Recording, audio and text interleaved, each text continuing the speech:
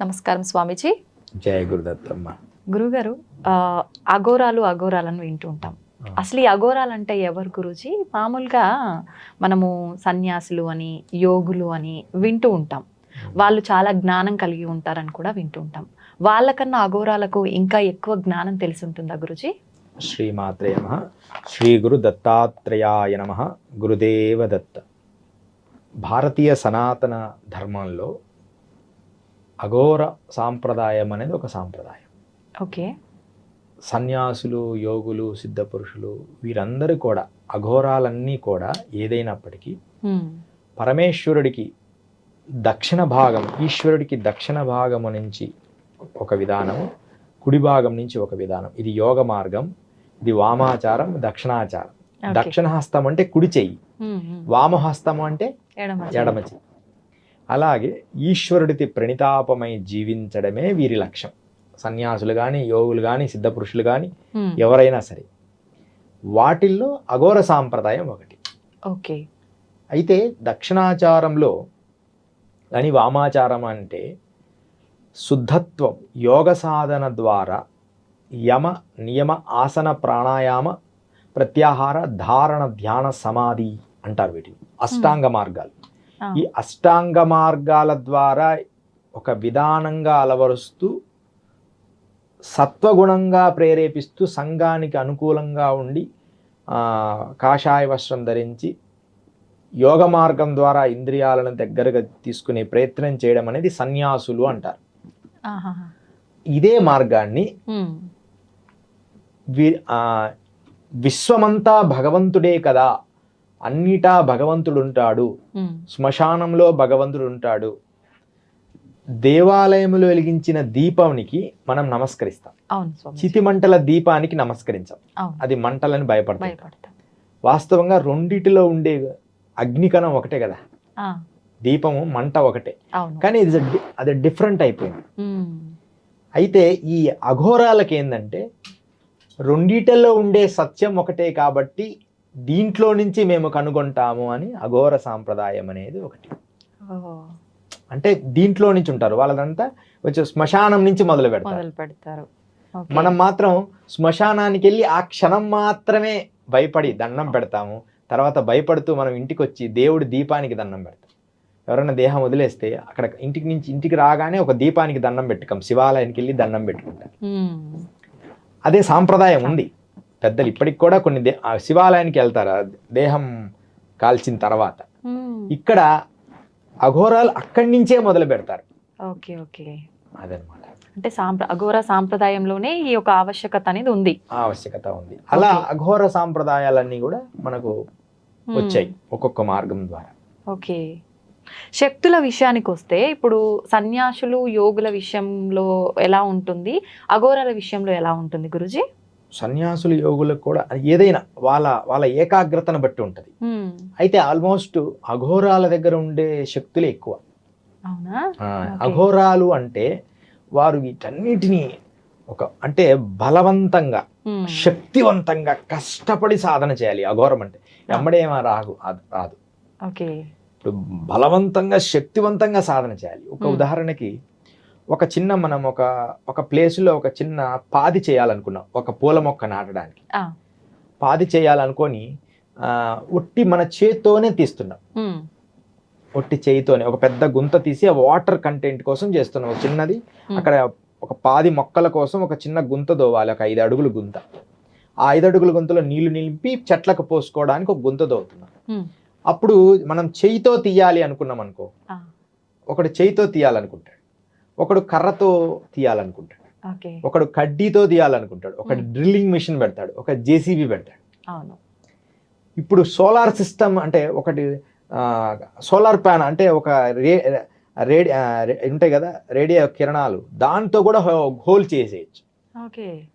మనం ఒక లైటింగ్ లాంటి దాంతో కూడా అక్కడ బ్లాస్ట్ చేయొచ్చు. అలాంటివి కూడా ఇప్పుడు వచ్చాయి. అయితే ఈ అఘోర సాంప్రదాయం అనేది ఎలా ఉంటదంటే చేయితో తీసినంత కఠినంగా ఉంటది. అప్పుడు చర్మం పోద్ది, కండరాలు, గోర్లు అవన్నీ నాశనం అవుతాయి. అయినా వాళ్ళ లక్ష్యము కోసం దాన్ని మరిచిపోయి చేస్తారు, కఠినంగా దాన్ని సాధిస్తారు. కానీ అదొక అంటే దాన్ని అలవాటు పడినారు, అదొక విధానం తప్ప దాంట్లో సౌమ్యంగా సాధన దాంట్లో ఇలా కూర్చొని, కానీ అలా చేయడం వల్లే వాళ్ళు దాని మీద ఏకాగ్రతగా ఉంటారు. అదే సన్యాసులు అట్లుండరు, ఉదయం లేసి స్నానం చేసి జపతపాదులు శుద్ధంగా ఉండి ఎవరిని తగలేయకుండా దూరంగా ఉండండి అంటారు, ఏదో అభిషేకము పూజా పునస్కారం చేస్తుంటారు. అది సత్వగుణములో ప్రేరేపితం. ఇది ఇక్కడ అన్ని భావాలు అన్ని బంధాలు ఉంటాయి, అన్ని బాధ్యతలుగా. కానీ అఘోరులకు ఇంకే లక్ష్యం ఉండదు. మనం చూసే వాళ్ళకి అది పిచ్చితనంగా అనిపిస్తుంది. వాళ్ళు అక్కడే ఉండి అక్కడే తింటూ అక్కడే అది ఆరాధన చేస్తూ అంత కఠినంగా ఉంటుంది. అఘోర సాంప్రదాయం అంటే కఠినంగా ఉండే ఒకనొక చట్రం, అంటే ఒకనొక ప్రక్రియ. అయితే ఆల్రెడీ అంటే సంసార జీవితంలో ఉన్న వాళ్ళు అఘోరాగా మారే అవకాశం ఉంటుందా గురుజీ? వెళ్ళొచ్చు అలా? 100%. అయితే గురువులు ఒప్పుకోవాలి. ఇప్పుడు అఘోరాలు అనే పదానికి ఇంకా నేను కొన్ని విషయాలు చెప్తారా, సీక్రెట్స్. అసలు అఘోర అనే ఒక సాంప్రదాయం దగ్గర తీసుకోవాలి మనం. ఎమ్మడే నేను అఘోరా అని విభూది పెట్టుకుంటే అఘోరాలు కాలేరు.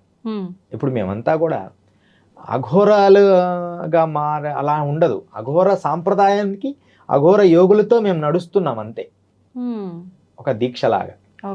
అంతేగాని సంసార జీవితంలో ఉండి కూడా వెళ్ళొచ్చు, కానీ వారి బాధ్యతలు అయిపోయి ఉండాలి. అంటే వివాహం అయి ఉండాలి, వివాహం అయిపోయిన తర్వాత వాళ్ళు ఆ మార్గంలో పయనించాలి. వివాహం అయిపోయి పిల్లలు ఉన్నారనుకో, పెళ్ళిళ్ళు చేసేసి వెళ్ళాలి. మరి అలా వెళ్ళిపోగానే వాళ్ళు దీక్ష చెయ్యరు గురువులు, వాళ్ళను పరీక్ష పెడతారు. కనీసం ఎంత లేదైనా 2-3 సంవత్సరాలు పరీక్ష పెడతారు వాళ్ళకి. ఆ పరీక్షల్లో నెగ్గి అప్పుడు దాకా ఏదో ఒక మంత్రం చేసుకొని ఆయన ఇస్తారు. వీళ్ళు ఏంటంటే ఆ మంత్రం చేసి ఇంకా నాకు సిద్ధి కలగలేదే అంటారు. పరీక్షలు అంటే ఇప్పుడు అంటే ఈయన అఘోరా లైఫ్ లోకి రావటానికి మళ్ళీ సంసార జీవితం వదిలేసి వచ్చిండు కాబట్టి దానికి సంబంధించిన ఆనవాళ్ళు ఈయన పైన ప్రభావం చూపుతున్నాయా లేదా అన్న గురుగారు? 100%. అది ఇంద్రియాలు వీళ్ళ కంట్రోల్ ఉన్నాయా లేదా అని చెప్పి ఒక దగ్గర వదిలిపెట్టేస్తారు. ఒక జలపాతం దగ్గర ఇక్కడే ఉండు 6 సంవత్సరాలు అంటారు. భిక్షాటన చేయమంటారు. ఒంటికంతా విభూతి రాసుకొని నీటిలో కూర్చోమంటారు. వాళ్ళు ఏమి చెప్తే అవన్నీ చేస్తూ వారికి ఇంకా భౌతిక ఆపేక్ష ఉందా అని, భౌతిక ఆపేక్ష ఉందా అనుకుంటే ఆ దీక్ష ఇయ్యరు, అఘోర దీక్ష. కానీ దీక్ష అంటే అర్థం ఏంటంటే చిన్న మంత్రము అవి నేర్పుతారు, అది ప్రాక్టీస్ చేసుకోవడానికి. పూర్ణ అఘోరీ మారడానికి కనీసం కొన్ని సంవత్సరాలు గురువు సేవ చేయాల్సింది ఉంటుంది. ఇప్పుడు మాది ఉంటాయి అనుకో, మాది ముందు గురు సేవలు ఆ అఘోరాలతో నేను ఎక్కువ ట్రావెల్ చేస్తున్నా. ఇప్పుడు మేము అఘోరం కాదు. మీరు అఘోరా కాదా స్వామి? అంటే అఘోర పూర్ణ అఘోర కాదు. పూర్ణ అఘోర అంటే దానికి ఒక నియమ నిబంధనలు, చాలా సంవత్సరాలు పడుతుంది. ఎమ్మడి అఘోర అయిపోకూడదు. అక్కడ నాకు ఎమ్మడి అఘోర అయిపోయాను విభూతి రాసుకున్న అఘోరి అంటే అలా అఘోరి కాలేదు.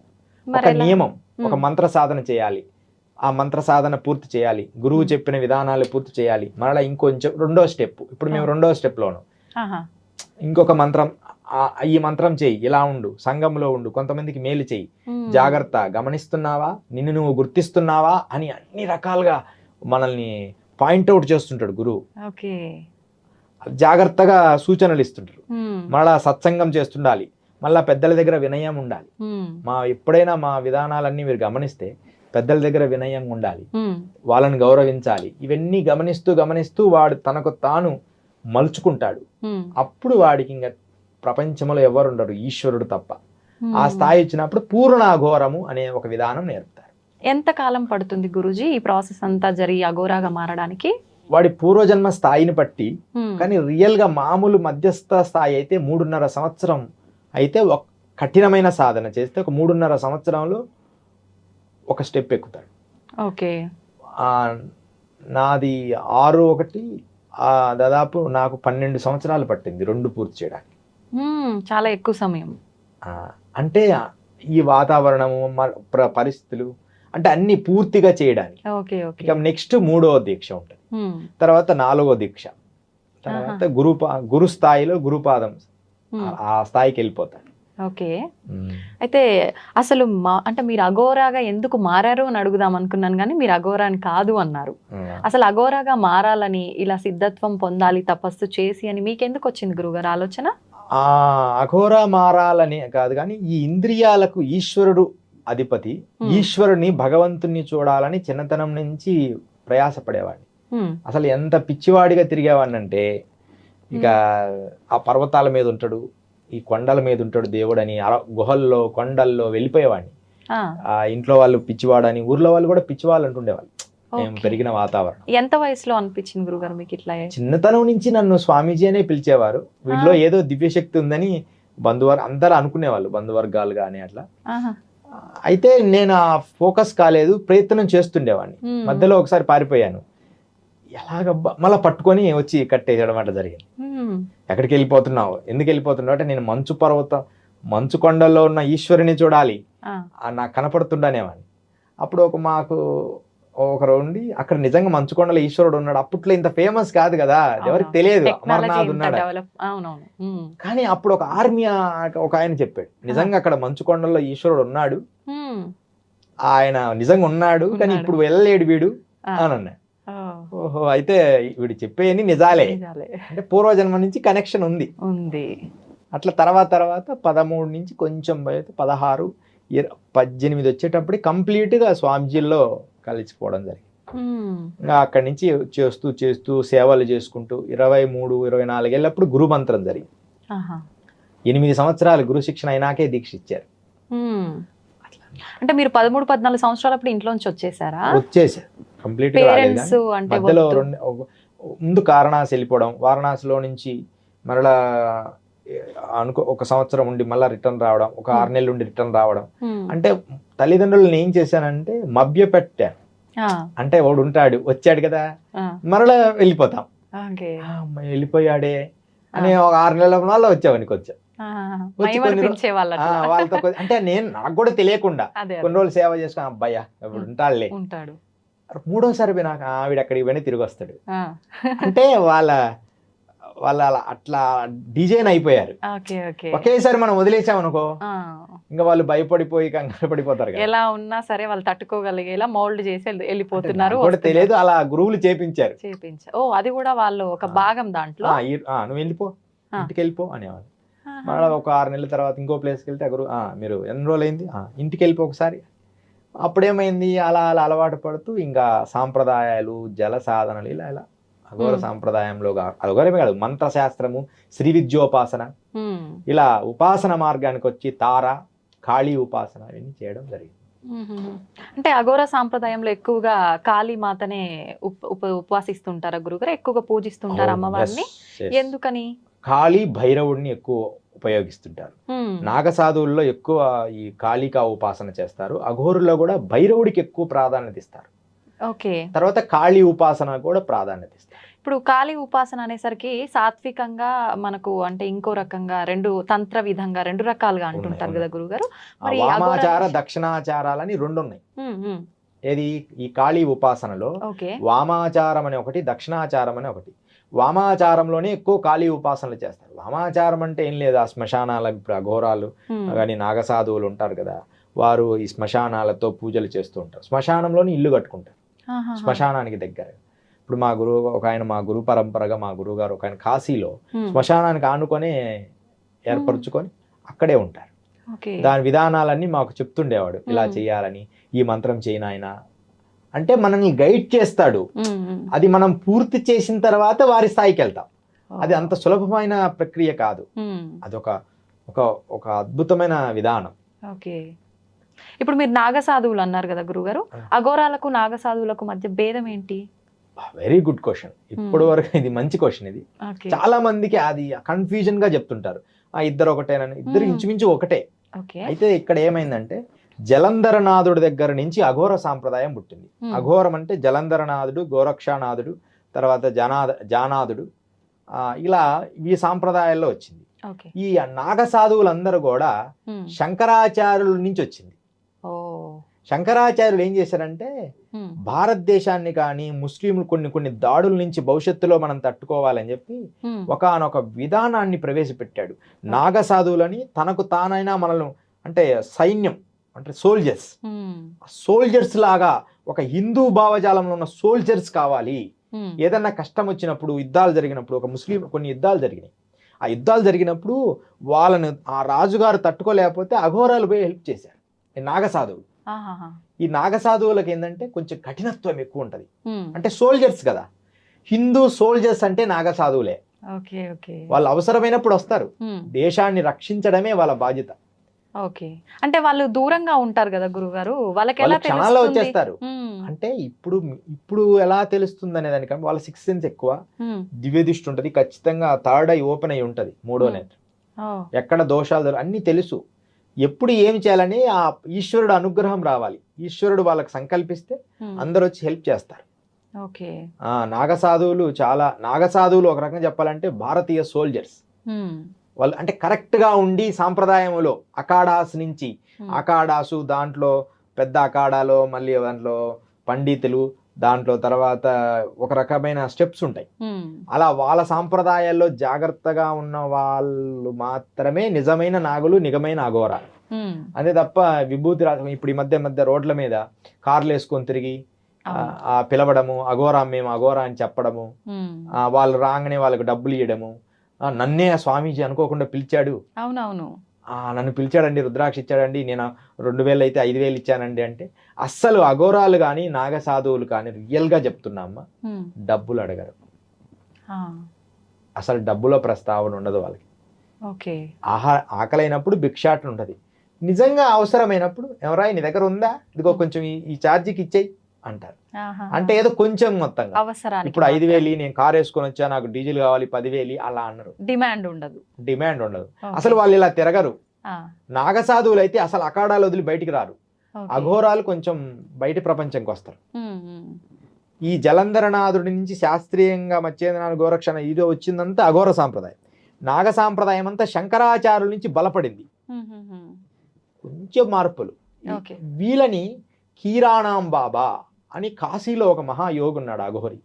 ఈ కీరాణాం బాబా వల్ల ఎక్కువ అఘోరాలంతా నాగసాధులంతా అక్కడ ఉంటుంటారు. ఓకే, అదే అనమాట. ఎక్కువ మనం ఇట్లా అఘోరాలకి నాగసాధులకి డిఫరెంట్. వీళ్ళు భయంకరమైన సోల్జర్స్, భారతదేశాన్ని సీక్రెట్ గా రక్షించడంలో ఈ నాగసాధువులు మహాశక్తివంతులు. ఒక చిన్న కథ చెప్తామా? అలాగే గురుగారు. ఎవరెస్ట్ శిఖరాన్ని ఎక్కిన ఆయన హిలరీ అంటారు, హెడ్ వన్ హిలరీ అని. ఎవరెస్ట్ శిఖరం ఎక్కింది ఆయనే ఫస్ట్, ఆ న్యూజిలాండ్ కి సంబంధించిన ఆయన భారతదేశం అంటే చాలా ప్రేమ. ఈ ఎవరెస్ట్ శిఖరం అని అప్పటి నుంచి ఎవరెస్ట్ శిఖరం అని పేరు వచ్చింది. అంతకు ముందు కూడా అక్కడ ఒక దేవతను పూజ చేసేవాళ్ళు, దానికి వేరే పేరు ఉండేది ఆ ఎవరెస్ట్ శిఖరానికి. అందరికి తెలియదు ఏం పేరు గురుగారు. ఎవరెస్ట్ శిఖరానికి మరో పేరు అని ఎవరైనా అడిగితే ఇది ఒక బిట్ అనమాట, ఎవరికి తెలియదు. సాగరమాత. ఆ ఎవరెస్ట్ శిఖరం దగ్గర సాగరమాత అని పేరు పిలిచేవాళ్ళు. ఈయన ఎప్పుడైతే పర్వతాన్ని ఎక్కాడో అప్పటి నుంచి దాని పేరు ఎవరెస్ట్ శిఖరం అని పేరు వచ్చింది. లేకపోతే దాని పేరు సాగరమాతే. అంటే అక్కడ అమ్మవారు ఉన్నారా? అమ్మవారు జాతర జరుగుతుంది ఎవరెస్ట్ శిఖరం దగ్గర. హిమాలయస్ లో ఉండే వాళ్ళంతా సంవత్సరానికి ఒకసారి పోయి ఆ ఎవరెస్ట్ శిఖరం అంటే దాని దగ్గరలో, అంటే వాళ్ళ గ్రామాన్ని నుంచి అది కనపడేంత దగ్గరికి వెళ్ళి అక్కడ ఒక జాతర లాగా చేసి వచ్చేవాళ్ళు, పూజలాగా. ఇప్పటికీ జరుగుతుందా గురుగారు? అది ప్రత్యేకంగా ఇప్పుడు వేల మంది వెళ్తున్నారుగా, ఇప్పుడైతే జరుగుతున్నట్టే, అప్పుడైతే ఇంకా కష్టం కదా. ఇప్పుడు జరుగుతుంది. సాగరమాత అంటారు ఎవరెస్ట్ శిఖరానికి మరో పేరు, సాగరమాత. మనం గూగుల్లో చూసుకోవచ్చు. ఆ హిలరీ ఏం చేశాడంటే, ఇప్పుడు గంగోత్రి నుంచి ఎక్కువ, మనం గంగోత్రి నుంచి మేము సాధువులందరూ గంగోత్రిలోనే, మనం ఇంకా ముందు చెప్పుకుందాం. ఈ గంగోత్రి నుంచి ఆయన ఒక పడవలో, ఆయన లైఫ్ స్టోరీ చదివితే మనకు తెలుస్తుంది. హిలరీ లైఫ్ స్టోరీ, ఎవరెస్ట్ శిఖరం ఎక్కిన హిలరీ లైఫ్ స్టోరీలో ఆ పడవలో గంగోత్రి నుంచి ఇట్లా సముద్రం దగ్గరికి వెళ్ళిపోవాలి, అప్పుడప్పుడు పడవేసుకోవడం దిగడం, మళ్ళా నీళ్లు ప్రవహిస్తుంటే మళ్ళీ పడవలో ఎక్కడం, కొంచెం ఇబ్బంది అని ముందే తెలిస్తే సైడ్కి పోయి మళ్ళీ అక్కడి నుంచి పడవ మోసుకొని పక్కకు పెట్టుకొని ఇలా ఒక ప్రయాణం చేశాడు హిలరీ. ఈయన ఒక్కడే కాదు, కొంచెం ముగ్గురిని తీసుకున్నాడు, సపోర్ట్ ఉండాలి కదా, ఒక్కడు పడవలో పోవాలి. అలా వస్తున్నప్పుడు వారణాసి వచ్చాడు, కాశీలో పడవ దగ్గరికి వచ్చి నాకు ఇదే పని కదా, యోగులు అఘోరాలను. ఆయన భారతీయ అంటే చాలా మంచి ఫేమస్ అన్నమాట, ఇష్టం ఆయన. ఆయన ఏం చేశారంటే ఒక అఘోరిని కలిసి ఆయన దగ్గర ఏదో తెలుసుకుంటూ ఉన్నాడు. నేను గంగోత్రి నుంచి ఈ పడవలో వచ్చాను గురువు గారు అన్నాడు. ఆయన ఇట్లా అఘోరి మంచి సాధకుడు ఆయన చూసి, నా అంగమంత బలం లేదు ఈ పడవకి అంటే. అంటే నా అంగము అంటే ఆయన మూత్రం పోసారు, అంగము అంత బలం లేదు అని ఈయన అంటాడు. ఆయన స్టోరీలు క్లియర్ రాశాడు ఆయన హిలరీలో, ఇంగ్లీష్లో ఆయన మొత్తం రాశాడు ఆయన లైఫ్ స్టోరీలో. రాశాడంటే చూడాలని ఉంది గురువుగారు అంటాడు. అంటే చూడని ఆయన పడవకి ఆ పడవకి తాడు కట్టి ఈయన అంగానికి ముడివేశాడు, ఒక పెద్ద తాడు. 4 minutes ఆ పడవ నడిపినా కూడా కదలేదు పడవ. 3 నుంచి 4 minutes ఆ ఇంజన్తో పడవ ముందుకు నడిపిస్తే ఆ పడవ కదలలేదు.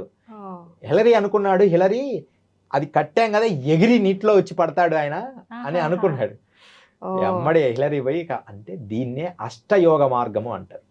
ఈ అఘోరాలు నాగసాధులు చేసేది ఏంటంటే తన దేహం పర్ఫెక్ట్గా, ఇప్పుడు మేము నిద్రపోయేటప్పుడు ఈ 2 కాళ్ళు తీసుకొని తల మీద పెట్టుకుంటాం, దాన్ని యోగ నిద్ర ఆసనం అంటే యోగి దాన్ని తన బాడీని తన కంట్రోల్లోకి తెచ్చుకుంటుంటాడు. ఇట్లా ఇట్లా ఇట్లా పెట్టుకొని అంటే అది మొత్తం తన బాడీ యోగంలో ఆ బాడీని కంట్రోల్ తెచ్చుకుంటాడు. పాదాల మీద పైకి లేస్తాడు, చేతుల మీద పైకి లేచి పాదాలు ఉంటాడు. రకరకాల ఆసనాలు, తన దేహము ఇంద్రియాలు మనస్సుని తన కంట్రోల్ చేస్తాడు. దాన్ని యమనియమ ఆసన ప్రాణాయామ ప్రత్యాహార ధారణ ధ్యాన సమాధులు అంటారు. అలాంటి స్థాయికి ఈ యోగులు వెళ్తూ ఉంటారు. ఇది అప్పుడు ఆయన నమస్కారం చేశాడు, గురువు గారు చాలా పొరపాటు, ఏం లేదు నాన్న, మన ఇంద్రియాలలో మానవుని శక్తి అంత గొప్పది, ఈ భౌతిక శక్తి కంటే మన లోపల ఎంతో శక్తి దాగి ఉందని ఆయన లైఫ్ స్టోరీలో రాశాడు హిలరీ. హెడ్వన్ హిలరీ అంటారు ఆయన.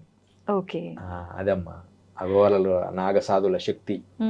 అయితే ఇప్పుడు మీరు అన్నారు గురుగారు ఇలాంటి ఆసనాలు చాలా ఉంటాయి, అఘోరాలు ఇవన్నీ చేస్తుంటారని చెప్పి, మీరు అఘోరాగా మారాలి అనుకున్నప్పుడు వెళ్ళిన తర్వాతే మీ గురువులు ఇవన్నీ నేర్పిస్తారా, వీటన్నిటికీ శిక్షణ ఇస్తారా?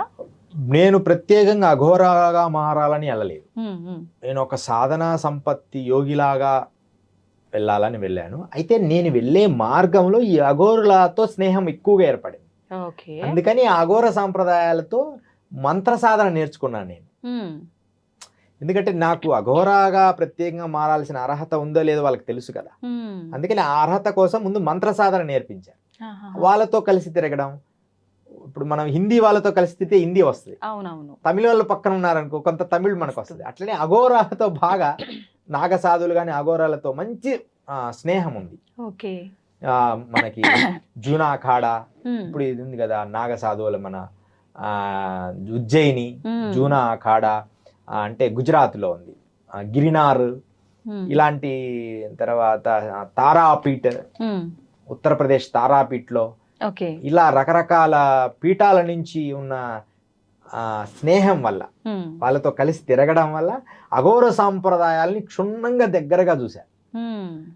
ఎప్పటికైనా వెళ్తాం కానీ అంత స్థాయికి వెళ్ళడానికి ఒక్కొక్క మెట్టు ఎక్కుతూ మనం ఆ స్థాయికి వెళ్ళాలి. అప్పుడు పూర్తిగా నేను అనంత విశ్వాన్ని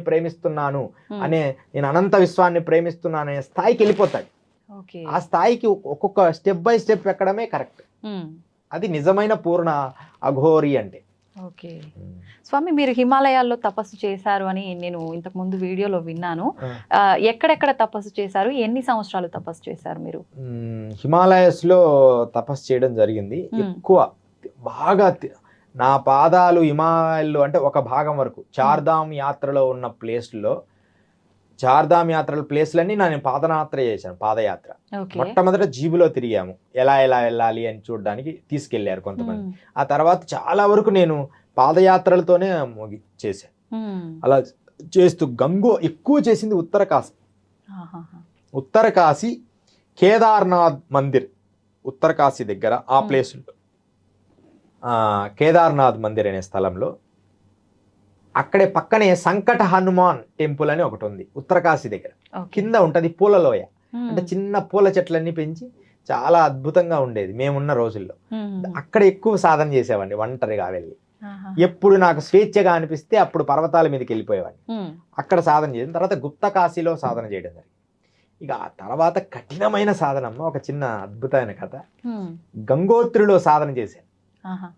గంగోత్రిలో మనం వెళ్తూ ఉంటే ఇప్పుడు కూడా కనపడుతుంది, గంగోత్రి మామూలుగా పారుతున్నప్పుడు కరెక్ట్ గంగోత్రికి 3 కిలోమీటర్ల ముందు ఎడమ భాగంలో ఒక పెద్ద రాతి పర్వతం ఉంది, రాయి. ఆ రాయి కింద చిన్న స్వరంగం తయారు చేసుకొని నేనే రాళ్ళు తీసేసి ఆ రాతి కింద రోజు అక్కడే సాధన చేసుకుంటూ అలా కొన్ని రోజులు ఉన్నాయి. నా దగ్గర ఒక కంబలి ఉండేదమ్మా, కంబళి ఒక్కటే ఉండేది, ఎక్కువ ఉండే మంచి మందపు కంబలి ఉండాలి హిమాలయాలో బ్రతకాలంటే. ఇంకా మిగతా ఈ బ్యాగ్ అయి మొయ్యలేము నడిచేవాళ్ళు. ఆ కంబలి వేసుకొని పడుకుంటే రోజు 2 ఎలకలు వచ్చేవి నా కంబళ్ళలోకి.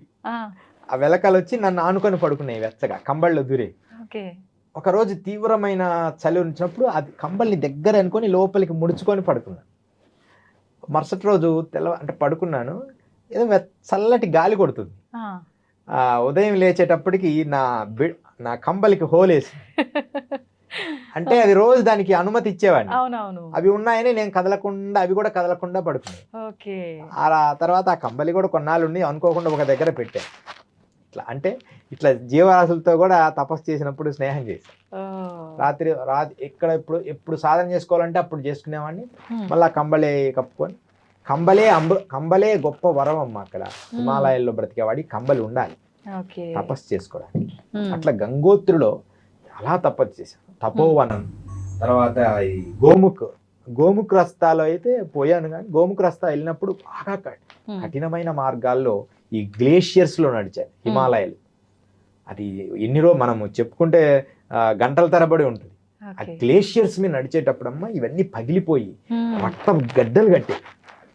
అప్పుడు ఒక దగ్గర అయితే నేను ఇంకా వెళ్తున్నానమ్మా, ఈ కుడికాలు ఆ గ్లేషియర్ లోపలికి దిగిపోయింది, మంచు గడ్డ లోపలికి, ఎడమకాలు పైన ఉంది. ఒకళ్ళు పగిలిపోయి ఎంత భయంకరమైన నొప్పు. మళ్ళీ చిన్నగా తీసేసుకుంటే అప్పుడు ఒక గురువు గారు వచ్చి, నువ్వు దేహం చాలా ఇబ్బంది పడుతున్నావు, నువ్వు చిన్న గుట్కెలు మందు గుట్కెలు ఇచ్చాడు, నువ్వు ఒకటి వేసుకొని నిద్రపోయేటప్పుడు అన్నాడు. అసలు స్పృహ లేకుండా నిద్రపోయా. ఏదో నల్ల మందు ఏదో ఉండిండొచ్చు, అంటే మరి అలసట నిద్ర రావడం లేదు. అప్పుడు ఆయన అది ఇచ్చారు. తర్వాత మరుసటి రోజు తపోవనం వెళ్ళిపోయి అక్కడ మంచు గ్లేషియర్స్ లో వెళ్ళడం, ఆ మంచు గడ్డల్లో అన్ని అక్కడ ఏముండవు, అన్ని మంచు దెబ్బలే. ఆ ఎలుగుబంటి స్నేహం, కోబ్రాస్ పాములు, అంటే వాళ్ళు సాధకులు పెంచుకునేవి. అక్కడ యోగులకి హెల్ప్ చేయడానికి రకరకాల జీవులు హెల్ప్ చేస్తుంటాయి. ఒక గుర్రము హెల్ప్ చేశాడు ఒక ఆయన, గుర్రం ఆయన. ఆ తర్వాత అట్లా మధ్యప్రదేశ్లో కూడా ఎలుగుబంట్లతో చాలా రోజులు ఉన్నాం. మా ప్రాంతాల్లో కొన్ని ప్రాంతాల్లో అంటే మనం రోజు బిస్కెట్లు వేస్తూ అలవాటు చేస్తే మనల్ని ఏమనవు అవి. కొత్త వ్యక్తులని భయపడి ఏదైనా చేస్తాయేమో కానీ మనిషిని తినవు అవి. స్వామీజీ, ఇప్పుడు వాటిని మచ్చిగా చేసుకోవాలని, మామూలుగా అడవులలో ఉండేవన్నీ ఎంత సాధు జంతువులైనా కొంచెం క్రూరంగానే ఉంటాయేమో అన్న ఒక సందేహం ఉంటది. మరి వాటితో మీరు స్నేహం చేయాలి అని అంటే వాటిని ఎలా మచ్చిగా చేసుకుంటారు? కొన్నిసార్లు దెబ్బ కూడా కొట్టేవి, కొన్నిసార్లు ఇబ్బంది పడేవాళ్ళం. అయితే మనము రోజు ఏదైనా, మేము ఎక్కువ హిమాలయాల్లో కానీ ఎక్కడైనా దిగినప్పుడు బిస్కెట్ ప్యాకెట్స్, అంటే అప్పుడప్పుడు ఇమీడియట్లీ తినడానికి ఆహారం, కొన్ని ఖర్జూర పండ్లు అవి తీసుకెళ్ళాం. ఎక్కడన్నా చెట్ల మీద వాటికి అందని ప్లేస్లో ఉన్నప్పుడు వాటికి వేసేవాడిని. అవి రోజు వచ్చి తినేళ్ళేవి. అలా మచ్చికతనం చేసుకునేవాడిని రోజు. తర్వాత పార్లీ బిస్కెట్ ప్యాకెట్లు ఎక్కువ వేస్తుండేవాడిని. అవి ఇంకా అలవాటు అయిపోయి అవి ఎలుగుబంటితో స్నేహం చేయడం మొదలుపెట్టాను. తర్వాత చిరుతపులితో ఒక్కసారి స్నేహం చేశాను. అవి కూడా అనుకోకుండా దానికి బాగా విపరీతమైన గాయాలయ్యాయి. గాయాలైన తర్వాత నా దగ్గర ఈ కొండ జాతి వాడు ఒకడు ఉండేవాడు. దానికి ఆహారం తీసుకొచ్చి దానికి కట్లు కట్టి చాలా బాగా చేసాము. అప్పుడు చేసిన తర్వాత అది బాగా యాక్టివ్ అయిన తర్వాత రోజు మా దగ్గరకు వచ్చేది. పడుకున్నప్పుడు మా దగ్గరకు వచ్చే పడుకునేది. ఫస్ట్ లో కొంచెం ఒళ్ళు ఇట్లా వచ్చేవి, నాకు తగిలినప్పుడల్లా నాకు ఏమంటారు కదా, భూమ్స్ వచ్చాయి, భయం అనిపించేది. ఇంకా తర్వాత అలవాటైంది. ఒక్కోసారి భయంగా గట్టిగా అరిచి పంపించిన రోజులు కూడా ఉన్నాయి. అట్లా ఉంటది, అంటే వాటి సహజత్వం ఉంటది. మన ప్రేమ కరెక్ట్ గా ఉంటే అది మనకు అలవాటు అవుతుంది. ఇప్పుడు మనం చూస్తుంటాం కదా, ఇప్పుడు జూలో వాళ్ళు ఎలా ట్రైనింగ్ చేస్తారు, అలా అన్నమాట. స్వామి, మీరు హిమాలయాల్లో తపస్సు చేశారు కదా, అక్కడ చాలా రకాల మూలికలు, అంటే జనానికి ఉపయోగపడే మూలికలు ఉన్నాయి అని అంటుంటారు. మామూలుగా మనం మూవీస్ లో వింటూ ఉంటాం జనరల్ గా. అయితే అక్కడ నిజంగా అంత మంచి మూలికలు ఉంటుంటాయా? సాధారణ మనుషుల జీవన కాలాన్ని పెంచే మూలికలు ఏమైనా ఉంటాయా అక్కడ? 100% ఉంటాయి. అవి ఎక్కువ మన యమునా నది దగ్గర, సరస్వతి నది దగ్గర కొన్ని ప్లేసుల్లో ఓకే ఈ హిమాలయస్లో కొన్ని గడ్డి ఉంటుంది. మేము ఏం చేస్తామంటే ఈ గడ్డిని పెరిగి ఆకలైనప్పుడు దాని బెరడును నములుతూ వెళ్తుంటాం పర్వతం ఎక్కేటప్పుడు. అది చాలా మంచి ఎనర్జీని ఇస్తుంది, శక్తిగా మారుస్తుంది. తర్వాత ఏమో కొన్ని పుట్టగొడుగులు లాంటివి కొన్ని వస్తాయి, అవి కూడా మేము స్వీకరిస్తాం. అరుదుగా దొరుకుతాయి, బ్లాక్గా ఉండి అది తక్కువగా దొరుకుతాయి. అది కొంచెం బ్లాక్ షేప్ ఉంటుంది అనమాట, పూర్తి బ్లాక్ కాదు. పుట్టగొడుగులు వస్తాయి, అవి ఒక 2-3 తింటేనే మనం జస్ట్ వేడి చేసుకొని చాలా ఎనర్జీ లెవెల్స్ వస్తాయి. అట్లాంటి మూలికలు ఉన్నాయి. తర్వాత ఇంకొక ఇక్కడ మేము మందిరంలో సంకట హనుమాన్ మందిరంలో కూడా కొన్ని మొక్కలు వేసాం. అప్పుడు మీరు పెంచుకున్నారా? పెంచుకున్నాం, అంటే ప్రత్యేకంగా ఎక్కడో ఉన్నాయి తెచ్చి మేము ఆ జలపాతాల దగ్గర నాటుకున్నాం. అవి కూడా వచ్చాయి. చాలా అక్కడ ఉండే గురువు గారు చాలా సంతోషపడినారు, మీ వల్ల మంచి మొక్కలు తెచ్చావోయ్ అని. ఆ మొక్కలతో మనం రోజు తినేవాడిని. ఎక్కువ అంటే ఇంత ఆహారంకే మన దేహం అంతా సరిపోయే శక్తి వచ్చేది వాటిని తినడం వల్ల. తర్వాత శిలాజిత్తు, కొన్ని అద్భుతమైన ఇవి కూడా డైరెక్ట్గా తీసుకునేవాళ్ళం, తయారు చేసి వేడి కరిగిచ్చి తీసుకునేవాళ్ళం అనమాట. శిలాజిత్తు చాలా ఎనర్జీని ఇస్తుంది, న్యాచురల్ రియల్ శిలాజిత్. అది మా దగ్గర దొరుకుతుంటది, అంటే కొంచెం ఉంటది. అలా హిమాలయాల్లో అరుదైన మూలికలు చాలా ఉన్నాయమ్మా. హిమాలయాల్లో ఒక గడ్డి ఉంటది, ఆ గడ్డిని మనం తీసుకోవడం. తర్వాత సోమలత, నేను చూసిన వరకు, నేను మిగతా సోమలతను కూడా చూసాను. సోమలతను కూడా ఒక సంఘటన జరిగింది. సోమలతను మనం ఎవరు పడితే వాళ్ళని తగలకూడదు. ఫస్ట్ మనకు కనిపించినా దానికి నమస్కారం చేయాలి. వేదములో కూడా దాని విధానం ఉంది. జాత వేదసే సునమా మసోమ బరాతి యతో నిదహాతి వేదః అని. అంటే వేదంకి సంబంధించిన మొక్క కూడా సోమలత ఉంది మన హిమాలయాలు. ఆ మొక్కను కూడా మేము ఒకరోజు అంటే గురువుగారితో నడుస్తున్నాం, సోమలత కనపడి సోమలత గారి గురుగారు నమస్తే అని చెప్పి ముందు వెళ్ళిపోయారు. గురుగారు నమస్కారం చేసుకొని వచ్చి అన్నాడు. నాకేందంటే మళ్ళా ఏమంటే అది అయింది, కొంచెం అంత కట్ చేసుకుని నోట్లో వేసుకుందామని ఫీలింగ్. గురువుగారు ఏమో అట్లా ఇష్టపడరు, అవసరం లేని ఆ మొక్క మనకి ఎందుకు, కానీ అది చాలా జీవశక్తులు ఇస్తుంది మనకి. అంటే అవసరం లేదు అంటే ఎటువంటి సందర్భాల్లో ఉపయోగపడుతుంది? మన జీవశక్తి కోల్పోయి ఆ బాడీ ఇంకెక్కువ కాలం బ్రతకదు, చాలా ఎనర్జీ లెవెల్స్ పోయినాయి అనుకున్నప్పుడు సోమం అమృతం అవుతుంది. దాన్ని జాగ్రత్తగా తీసుకొని మత్తుగా ఉంటది అది. కానీ ఆ ఒక్క పదార్థమే జాగ్రత్తగా చిన్న పదార్థం చేసుకొని తినాలి. కొంతమంది ఏం చేస్తారంటే దాన్ని వేరే పదార్థాలతో మిశ్రమం చేసిస్తారు, అప్పుడు మనం మందు తాగినట్టుగా మత్తు వస్తుంది. అలా తీసుకోకూడదు, డైరెక్ట్ ఏదైనా ప్రసాదంగా అద్దుకొని తీసుకోవాలి. నేను అలా తీసుకొని అలా కట్ చేసి అలా అనే లోపలే నోట్లు వేసుకున్నా రే అంటనే ఉన్నాడు, నేను నోట్లు వేసేసుకున్నాను. అంటే కొంచెం ఎట్లా ఎందుకు దాన్ని భగ్నం చేస్తావు అడుగుదేవా, మరలా దాన్ని చూడలేను, తగలేను, తిన్నానని నాకు స్పృహ ఉండాలి అని నా మనసులో అనుకున్నా. గురువులాగా మనలాగా ఇప్పుడు గురువులకి, గురుగారు మాకు ఎందుకు దీక్ష లేదు, మాకెందుకు మంత్రం లేదు, అంత డైరెక్ట్ గా మేము మాట్లాడలేరు. ఆ మాట నేను లోపల అనుకున్నా. వాళ్ళకి తెలిసిపోతాయా గురుగారు అట్లా అనుకుంటే? అట్లా తెంపుకొని అట్లా అంటున్నాడు గురుగారు, పిచ్చా ఎందుకు అని అంటున్నాడు, నోట్లు వేసేసుకున్నా. ఆయనకి చెప్పాలనుకున్నా ఒక్క మాట చెప్పి మిగతా చెప్పలే, అనుకోకుండా తిన్నా గురుగారు. లోపలేమో ఏమైద్ది ఒకసారే కదా అని లోపల అనుకున్నా, ఆయన చెప్పలేక. అలాంటి గురువుతో మేము పయనించినప్పుడు, ఒక సద్గురువుతో పయనించాం హిమాలయాలు. అప్పుడు ఈ సోమలత చూసాం. చాలా ఫస్ట్ టైం నేను సోమలత చూడటం. అది అందరికీ అరుదుగా కనిపిస్తుంది అనమాట. ఈ మధ్య మేము హిమాలయాలకు వెళ్ళినప్పుడు కూడా కొన్ని మూలికలు తెచ్చాం. చంద్రకాంత మూలికలని ఇంత దుంపలు తెచ్చాం. అవి దేనికి ఉపయోగపడతాయి గురుగారు? చంద్రకాంత మూలికలు వివాహం కాని వాళ్ళకి ఒకటి, తర్వాత ఏమో కళ్యాణం ఏంటి కదా, చంద్రుణ్ణి ఎనర్జీలో ఆరోగ్యానికి, అంటే తినడానికి లేదు, పూజలో పెట్టుకోవడానికి. మేము వెళ్తున్నాము తపోవనం వెళ్ళినప్పుడే, తపోవనం వెళ్ళినప్పుడు అక్కడ ఒక జలపాతం వచ్చింది కదా, ఆ జలపాతం ఒకటి వచ్చింది. ఆ జలపాతం దగ్గర ఇక్కడ ఏదో విచిత్రమైనది కనబడుతుంది అనగానే ఇంత దొరికినాయి. ఆ మూలికలన్నీ తీసుకొచ్చాం. చంద్రకాంతం అన్నమాట. సేమ్ అలాగే హతజోడి ఉంటది. హతజోడి నేపాల్లో దొరికింది. ఈ తపోవనం వెళ్ళినప్పుడు చంద్రకాంత మూలికలు తెచ్చాం. చంద్రుడి శక్తి గల దుంపలు, అల్లంలాగా ఉంటది అది. అది ఎంత కాలమైనా ఉంటది, ఎండిపోదు. మనం ఇట్లా పక్కన పెట్టిన రీసెంట్ కూడా మన దగ్గర ఉంది, అలాగే ఉంది జీవం. అంటే ఎప్పటికీ అట్లా జీవంతో ఎండదు, దాదాపు 1 year ఉంటది. ఆ ఏరు ఎండదనమాట. దాన్ని చంద్రుడి శక్తి వల్ల వచ్చిన మూలిక. వశీకరణానికి ఉపయోగపడుతుందని చెప్తారు పెద్దలు. వశీకరణానికి వాడతారు ఆ మూలికని. నేనైతే పూజలో పెట్టా అంతే, దాన్ని దేనికి వాడను. అయితే గురువు గారు, ఇప్పుడు మామూలుగా మానవులకైతే జననం మరణం ఇలాంటివన్నీ సాధ్యము, ఆయుష్ కూడా ఎప్పుడు పోతుందో ఎప్పుడు ఉంటుందో గ్యారంటీ లేదు. మరి అఘోరాల విషయానికి వస్తే చాలా వరకు ఇలాంటి మంత్రసిద్ధత్వం పొంది ఉంటారు, మూలికల గురించి తెలిసి ఉంటుంది వీళ్ళకు. మరి ఇవన్నీ తెలుసు కాబట్టి దీర్ఘాయుష్ పొందే అవకాశం ఉందా? అంటే కొన్ని ఆహార నియమాలు, కొన్ని పరిస్థితులు జనాలకు కొంచెం బయటికి రాకుండా ఉండడం, ఇవన్నీ కూడా ఆయుష్ని పెంచుతాయి. అంటే ఆహార నియమాలు కూడా ఒక భాగమా? ఆహార నియమాలు మెయిన్. తన ఇంద్రియాలు తన కంట్రోల్లోకి తెచ్చుకోవడం. తర్వాత మన లోపల సుధాధారా సారై చరణ యుగళాంతర విగళితై ప్రపంచం సించంతి పునరపి రసాంనాయమాసః స్వమాత్మానం కృత్వా స్వపశ కులకుండే కుహిరిని అని ఒక శ్లోకం ఉంది. అర్థమేంటి గురువు? సౌందర్యలహరిలో సుధాధారా సారై.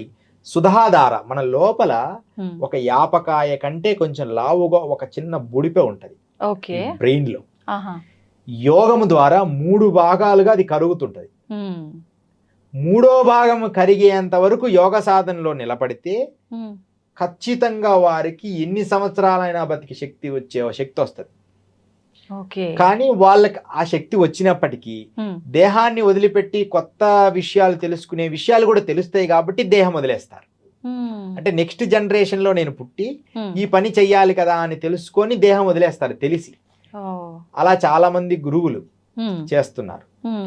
కానీ కొంతమంది ఈ సాంప్రదాయంలో నాగులు అఘోరాలు ఆ స్థాయి వెళ్ళి కేచరిని సాధించి వజ్రేలిలో సాధించి కుండలిని జాగృతపరిచి అమృతధారని పొందితే, ఆ సుధాధారణ పొందితే ఇక వారు నెక్స్ట్ జన్మల పరంపరలను కూడా క్షణములో కాల్చేస్తారు. దాన్నే తారము అంటారు. అందుకని కాశీలో మరణిస్తే తారం అంటే కాశీలో మరణిస్తే మోక్షం అని ఎందుకంటారంటే ఇన్ని పాపాలన్నీ చేసి అక్కడే చావాలనుకుంటారు. ఎన్ని పాపాలు చేసినా కాశీలో మరణిస్తే అంటారు కదా. ఎందుకంటే కాశీలో 40 సెకండ్ల నుంచి 1 minute అమ్మ కంప్లీట్ గా జన్మల్లో చేసిన కర్మలన్నీ ఆ 40 నిమిషాల్లో, ఆ 1 day 2 days లోనే కర్మ పోగొడతాడు ఈశ్వరుడు మరణించే ముందు. అంటే అన్ని మనకు రిపీట్ అవుతాయి, మన సిడి రిపీట్ గాను. ఓన్లీ 1 hour లోనే. అది ఒక నియమం పెట్టారు. అందుకనే అందరూ ఇక ఆ ప్లేస్కి వెళ్తారు. అందుకని అది ఒక అద్భుతమైన చట్టం. అందుకని కాశీ ఆనందానికే కాదు, కర్మలను దగ్ధం చేసేది కొంచెం కఠినమైనది కూడా కాశీ. చెప్పడానికి సులభంగా ఉన్న ప్రేమతత్వం ఉంటది, కఠినత్వము కూడా ఉంది. నీ కర్మను దగ్ధం చేస్తాడు ఈశ్వరుడు. అందుకనే శవాలు కాలుస్తా ఉంటారు. ఆ కాల్చేటప్పుడు దాని ఎదురుగు చూసుకొని తపస్సు చేస్తా ఉంటారు. వాళ్ళల్లో మంచి సోల్స్, యవ్వనంగా ఉన్న వాటిని అఘోరాలు వాడతారు. యవ్వనంగా ఉండి మంచిగా అనుకోకుండా పోయారంటే వాళ్ళలో ఉన్న దివ్య శక్తిని లోకహితం వాడడానికి వాటిలలో కొన్ని తంత్ర ప్రయోగాలు చేస్తారు. ఏది ఏమైనప్పటికీ లోకహితము చేయడం అనేది శ్రేయస్కరం. ఎక్కువ వాళ్ళు లోకహితానికే వాడతారు. లోకహితం చేయలేదనుకో వాడి కర్మను వాడు బాధ్యుడవుతాడు. ఇది అనమాట అఘోరాలలో ఉన్న రహస్యం. అయితే స్వామీజీ, ఇప్పుడు మీరు అన్నారు వాళ్ళు లోకహితం కోసం చనిపోయిన శవాలను తీసుకెళ్ళిపోయి వాళ్ళు చేస్తూ ఉంటారు దానికి సంబంధించిన కార్యక్రమాలు. ఆ ప్రాసెస్ జరిగేటప్పుడు వాళ్ళు ఆ మాంసాన్ని కూడా తింటారు అని చెప్పి వింటాం. అదెంతవరకు నిజం? 100% అబద్ధం. 100% అబద్ధం. ఇది క్రియేట్ చేశారు. కానీ వాళ్ళకి బ్రహ్మ పదార్థం అయింది. ఇప్పుడు కోడి చనిపోయింది, కుక్క చనిపోయింది, చనిపోయిన తర్వాత అది స్కెల్టనే కదా. మనం సంఘంలో ఉన్నాం కాబట్టి అలా అనుకుంటున్నాం, స్కెల్టన్ అయిపోయింది కదా. కానీ నాదులు అని ఒక యోగంలో నాగసాధువుల్లో ఒక మంచి పరిమితి చెందిన వాళ్ళు ఏం చేస్తారంటే కొన్ని భాగాలు, శేష భాగములు, ఉదాహరణకు ఒక చిన్న కథ చెప్తా. భారతం మనకు తెలుసు కదా, పంచపాండవులు. పంచపాండవులు తెలుసు. పంచపాండవుల తండ్రి పాండురాజు ఇద్దరు అన్నదమ్ములు అనమాట. ఓకే. ధృతరాష్ట్రుడు, పాండురాజు. పాండురాజు. ధృతరాష్ట్రుడు గుడ్డివాడు, పాండురాజు ఏమో మంచిగా ఉన్నాడు. ఈ పాండురాజు చనిపోయాడు. చనిపోయినప్పుడు కుమారులను పిలిచి నేను చనిపోగానే నా దేహాన్ని తినేయండి అంటాడు. ఎందుకని? ఎందుకంటే సమస్త యోగములతో నిండిపోయిన ఈ దేహం మంత్ర యంత్ర తంత్ర సాధనలతో ఈ రోమము సాధన చేస్తూనే ఉంటుంది. మేము మంచి చేయని చెడు చేయని ఉదయం సాయంత్రం మాత్రం ఈశ్వరుడి ప్రణితాపమై బతుకుద్ది ఈ దేహం. ఎంత నటనలు ఈ భౌతిక జగత్తులో మా గురువుల సంకల్పం వల్ల రావడమే, లేకపోతే మాకి అవలి చెప్పడమే ఇన్ని సంవత్సరాలు ఉండాలి, లేకపోతే మేము అంత ఇష్టపడం. కానీ కర్మలు ఉంటాయి కదా, అయినా సరే యోగముతో పునీతమైతుంది ఈ దేహం. మనం ప్రేమైన ఈశ్వరుడే, ద్వేషమైన ఈశ్వరుడే, ఉదయం అంతా ఈశ్వరుడికి ఆ విభూతి వేసుకొని దండం పెట్టుకోవాలి, ఈశ్వరుడే శరణాగతి, ఈశ్వరుడే లోకము అని బ్రతికి ఈ దేహమంతా హనుమంతుడు రోమము కింద దైవశక్తిని ఎలా రామనామాన్ని లిఖించాడో మేము మా దేహమంతా మంత్ర సాధనలతో లిఖిస్తాం. ఓం నమః శివాయ, ఓం ఓం ఓం ఐం హ్రీం శ్రీం ఐం క్లీం సౌ నమో భగవతి, ఓం శ్రీం హ్రీం క్లీం క్లీం శ్రీం సం ఐం క్లీం సౌ సౌ క్లీం, ఇట్లా రకరకాల మంత్ర సాధనలని వాటిని పూర్తిగా చెప్పకూడదు సభాముఖంగా, అందుకని చెప్పడం లేదు. కానీ అలా మంత్ర సాధనలో చేసి చేసి చేసి అష్టాక్షరి, పంచాక్షరి, శతాక్షరి, పంచదశి ఇలా మంత్ర సాధనలు చేసి చేసి చేసి దేహం పునీతమైంది. ఆ దేహాన్ని స్పర్శించడం కూడా పుణ్యమే, అంటే అనుమతి లేకుండా తగలకూడదు. వారి దేహాన్ని స్పర్శించడం కూడా ఒక యోగం. అలాంటి స్థాయికి ఈ దేహం వెళ్ళిపోయి ఉంటుంది. అందుకని ఎదుటి వాళ్ళకి పుణ్యం వస్తుంది. అలాంటప్పుడు ఈ దేహాన్ని తినేయమని చెప్తాడు. అంటే ఆయన శక్తి ఉంటది కదా, ఆ శక్తి అంతా పిల్లలకు వచ్చేస్తుంది. అలాంటి తినేయమన్నప్పుడు సడన్ గా తినేటప్పుడు కృష్ణుడు వచ్చి ఆపేస్తాడు. ఇలా 5 మందిని తినొద్దు మీరు, ఈయన తిన్నారనుకో వీళ్ళందరికీ భూత భవిష్యత్తు వర్తమానాలు తెలిసిపోతాయి, అంత పవర్స్ వస్తాయి. అలాగని నరమాంసం తినమని కాదు, గురువులు ప్రత్యేకమైన శిష్యుడికి చెప్తారు ఆ రహస్యం. ఇప్పుడు అఘోర సాంప్రదాయం ఉంది కదా, అఘోర సాంప్రదాయంలో చివరి పీఠాధిపతిని పిలిచి గురువు గారి చిటికినేలను మాత్రం ఇచ్చేస్తారు వాళ్ళకి తినేమని. ఇది సీక్రెట్, ఎప్పుడూ చెప్పని ఈ రహస్యాన్ని మీరు వినండి. ఏ అఘోరులు ఇంత లోతుగా చెప్పి ఉండరు. గురువులు అంటే చివరి ఆ పీఠాధిపతికి ఇస్తారు, అందరిని తినండి అని మాంసం తిననియరు. అది కూడా ఒక ప్రత్యేకమైన పూజ చేసి ఒక పాత్ర చేసి గురువు చిటికినేలు భాగాన్ని తీసి దాన్ని ఒక పదార్థంగా చేసి ఇస్తారు శిష్యుడికి. ఎందుకంటే నా తదనంతరము నీవే అధిరోహించు ఈ పీఠాన్ని అని దాన్ని స్వీకరిస్తాడు. మన భారతంలో ఉంది కదా, ఆ లోపల బొటినేలు కొరికాడు, ఎమ్మడే భూత భవిష్యత్తు వర్తమానాలు తెలిసిపోయినాయి సహదేవుడికి. తెలిసిపోగానే కృష్ణుడు ఎవరికైనా చెప్పావా నువ్వు తప్పాగాక అన్నాడు. అంత పవర్ ఉంటుంది ఈ గురువులది. అలా గురువుతో అంత సమర్పణా భావం ఉన్నప్పుడు ఇంకెన్ని పవర్స్ వస్తుంటాయి. అలా గురువు వాడి ప్రథమ శిష్యుడికి మాత్రమే ఈ విద్యలన్నీ మనకు అందిస్తాడు తప్ప ఎవరికి పడితే వాడికి అందించడు తినమని. అసలు నరమాంసం తినేది లేనే లేదు. కానీ దేహం వదిలిన తర్వాత కోడైనా ఈ మధ్య చూడు కోళ్ళు తీయడము, మనిషి మాంసం తీసి చూపించడం అబద్ధం. అఘోరాలు, నిజమైన అఘోరాలు వాళ్ళు చేయరు. డబ్బు కోసము ఇలా షూటింగ్లు అలా చేస్తుంటారు వాళ్ళు. అంటే అవి చేయడము కాశీలో కొంతమంది అట్లా చేపిస్తుంటారు. అలా చేయకూడదమ్మా.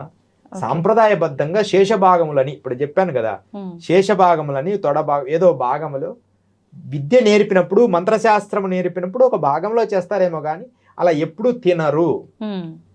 అదే అనమాట అఘోర. అలా కూడా తర్వాత ఇంకొకటి కూడా ఇస్తారు, ఇది కూడా మీకు తెలియాలి. అఘోరం గురించి పూర్తిగా తెలియాలి మీకు, అందుకని చెప్తాను. కపాలము, చివరి కపాలం తర్వాత కొంతమందిని గురువు దేహం అయిన తర్వాత వారి కపాలం కూడా శిష్యుడికి ఇచ్చేస్తారు. అలా 4 తరాల నుంచి 5 తరాల నుంచి వచ్చిన కపాలాలు వాళ్ళ పూజా మందిరంలో పెట్టుకుంటారు. గురువులై మాత్రమే. తన గురువు నా పరంపర నా స్కెల్టే వాళ్ళకి ఇచ్చేస్తాడు. మిగతాదంతా కాల్ చేస్తారు, నదిలో పడేస్తారు. స్కెల్టన్ కాలినాక దాని వరకు తీసేస్తారు, మిగతాదంతా బస్ అట్లా అనమాట. ఇది అఘోర సాంప్రదాయంలో సీక్రెట్స్ అన్నమాట. అదే అందరు తింటారు, అందరు మాంసం తింటారు అంటే అది అబద్ధం. అది ఆల్కహాల్ అయితే ఉందా గురుగారు? అఘోరులకి ఆల్కహాయిల్ అనేది, ఎందుకంటే కాలభైరవుడికి ఇష్టం కదా. ఇప్పుడు మన ఉజ్జయిని మీరు వెళ్ళండి, సీసాలు కాలభైరవుడు నోట్లో పోస్తారు. అలాగని ఇది సభాముఖంగా అందరూ మీరు చేయండి అని అలా అనకూడదు. వారి వారి లక్షణాలు. భైరవోపాసన చేసేవాడు తీర్థమలాగైనా తీసుకోవాలి. ఓకే. కాలభైరవుడికి మరి ఉజ్జయిని వెళ్ళినప్పుడు చూడండి, కాలభైరవుడికి లోపల పోస్తారు, సగభాగం తీస్తారు, దాన్ని ప్రజలకు ఇస్తారు, వాళ్ళు తలా కొంచెం తీర్థం వేసుకుంటారు. ఇప్పుడు తారా ఉపాసన ఉంది, ఇంక కొన్ని విషయాలు ఉన్నాయి. నేను ఇప్పుడు మాంక్స్ ఉంటారు బౌద్ధ మతానికి సంబంధించిన వాళ్ళు, వాళ్ళ గురించి వీళ్ళని చెప్పను కానీ వాళ్ళు కూడా తారా ఉపాసన చేస్తారు. ఖచ్చితంగా ఒక చిన్న ఎడమ చేతిలో ఒక చుక్కేస్తారు, అది తీసుకుంటారు. అదొక సంప్రదాయం అంతే. ఆ పర్మిషన్ ఉంది, అఘోరులకు ఉంది. ఇప్పుడు గంజాయి కూడా తీసుకుంటూ ఉంటారు అఘోరాలు, ఎప్పుడు ఆ మత్తులో తూగుతుంటారు అని చెప్తుంటారు. మత్తులో తూగడం వాళ్ళ ఉద్దేశం కాదు. గంజాయి స్వీకరిస్తారు కానీ శుద్ధము చేసి రోజుకు పూజకు ముందు అది చేస్తే, అది కూర్చుంటే ఏ థాట్ రిలీజ్ చేస్తాడో అదే థాట్ లో బ్రెయిన్ ఆగిపోయి ఉంటది. ఇప్పుడు ఓం నమ శివాయ ఆ గంజాయి తీసుకొని నమ శివాయ దానికి అలవాటు చేసామనుకో, ఇంకా వాళ్ళ థాట్ వేరే దానికి పోదని గంజాయి స్వీకరిస్తారు. బట్ అదని కాదు, ఈశ్వరుడు కూడా స్వీకరించాడని, ఈ గంజాయి వల్ల కొంత మేలు జరుగుద్ది అని, ఇంద్రియాలు కంట్రోల్కి వస్తాయమ్మా. అసలు సీక్రెట్ ఏంటంటే గంజాయి తీసుకోవడం వల్ల కోరికలు తగ్గుతాయి. కోరికలకు పనికి రాకుండా పోతాడనమాట. అందుకని గంజాయి స్వీకరిస్తారు. ఓకే. అసలు ఎక్కడ దొరుకుతుంది గురుగారు అఘోరాలకి గంజాయి? ఎందుకు దొరకదమ్మా, ఇప్పుడు ఇక్కడ బ్యాన్ చేశారు కానీ మేము మొన్న ఇక్కడికి వెళ్ళాము తపోవనం అమ్మ, హిమాలయాల్లో అతి ఎత్తు ప్లేస్ లో ఉండే ప్లేస్కి వెళ్ళాను.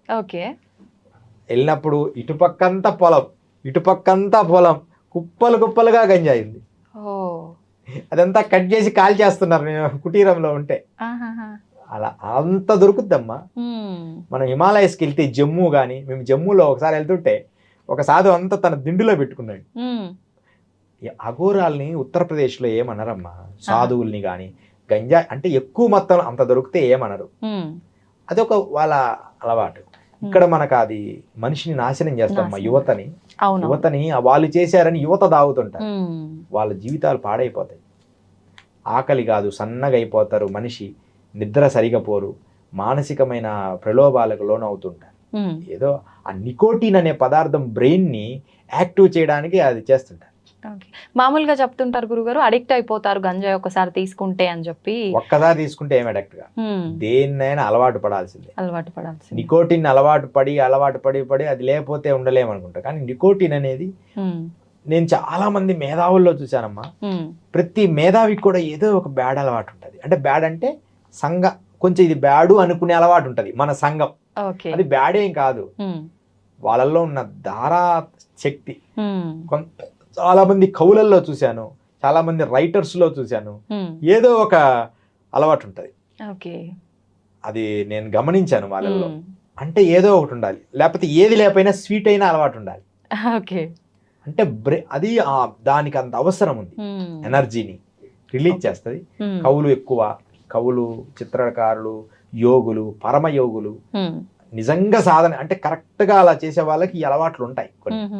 మనం ఆ కోణంలో చూడకూడదు, మనం మంచిని గ్రహించి చెడును వదిలేయాలి. ఇప్పుడు చెప్పాం, ఇది ఎంత విధానాలన్నీ విధానాలు చెప్పాం, ఇవన్నీ ఆచరించమని కాదు. మనం మంచిని వీటిలో గ్రహించాలి, చెడును వదిలేయాలి, అదే మన లక్ష్యం. అవును గురుగారు. గురుగారు అఘోరాలకు కూడా జన్మ పునర్జన్మలు అనేవి ఉంటాయా? పూర్ణ అఘోర శక్తిని పొందిన వాడికి ఇంకా పునర్జన్మ ఉండదు. వాళ్ళ చేతుల్లో ఉంటది మరణం. అయితే కొన్ని మంచి కర్మలు చేసి సత్కర్మలు చేసి మరణిస్తారు కదా, అలా మరణించిన వారికి పునర్జన్మలో ఉంటారు. కానీ వాళ్ళు తప్పులు ఎక్కువ చేశారనుకో, కోడి కుక్కగా అట్లా పుడుతుంటారు. కానీ అవి బొమ్మలు వేయడం, వాళ్ళు కొంచెం భౌతికంగా నటన చేయడం, బకెట్ తీసుకురామంటే బకెట్ తీసుకోవడం, కుక్కలు తెస్తుంటాయి, అవి పూర్వజన్మల మనుషులే. అందుకని ఈ మనుషులే భావజాలాలు తొందరగా వస్తాయి వాటికి. మన పురాణాల్లో ఉన్నాయి. ఆ పునర్జన్మ ఉందని గాంధీ తాత టైంలో ఒక ఆమె లక్ష్మి అని ఒక ఆవిడ, లక్ష్మీబాయి ఒక ఆవిడ, నాది బృందావనం అని చెప్తే ప్రూవ్ అయిపోయింది. అంటే న్యూస్ లో కూడా వచ్చేసింది అప్పుడు ఆ కాలంలోనే.